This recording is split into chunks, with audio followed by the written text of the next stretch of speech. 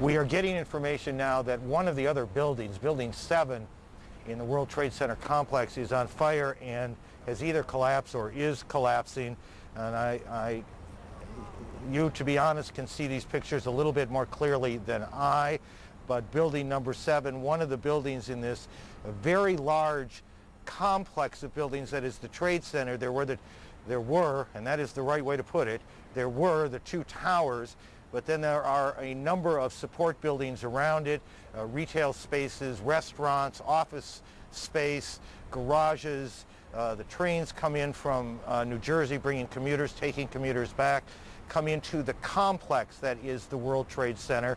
And now we are told that there's a fire there, and that building may collapse as well, as you can see. We can see, as we look now back downtown, we can see the billowing smoke. It is extraordinary to us, I guess, is how long this scene has gone on. The smoke has not cleared at all. It has not lightened at all. There was that horrific moment when the towers collapsed, and then we've been in this sort of situation ever since as the fires continue to burn. Rose Arce, one of our producers who has been slowly and diligently making her way to the building, described the fires that she saw in the area of the towers themselves. And clearly those fires continue to burn at about 4:15 Eastern Daylight Time today in an unbelievable and awful scene in New York. Judy? We'll leave it there for the moment. We've got some news just coming in, actually, that the Salomon Brothers building in New York, right in the heart of Manhattan, has also collapsed. This does fit in with a warning from the British Foreign Office a couple of hours ago to British citizens that there is a real risk. Let me get the exact words. The British Foreign Office, the Foreign Department of the British government, said there was a strong risk of further atrocities in the United States. There's another one. I'm taking a look. Oh my God! Oh, dear! Oh my God! My own must be.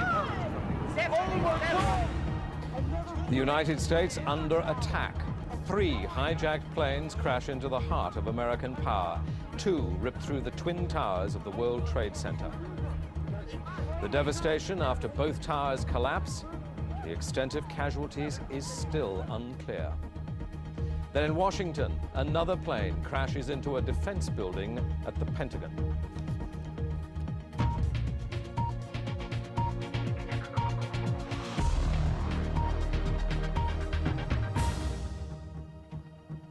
Welcome to BBC World News. I'm Philip Hayton.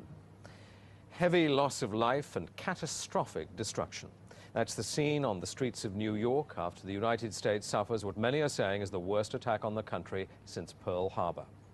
A huge operation is underway to find survivors from the wreckage of both towers of the World Trade Center in New York. They collapsed after hijacked airliners with passengers on board were flown into them. The 47-story Salomon Brothers building, situated very close to the World Trade Center, has also just collapsed. And part of the Defense Department, the Pentagon near Washington, continues to burn after another hijacked airliner. Now, more on the latest building collapse in New York. You might have heard a few moments ago I was talking about the Salomon Brothers building collapsing.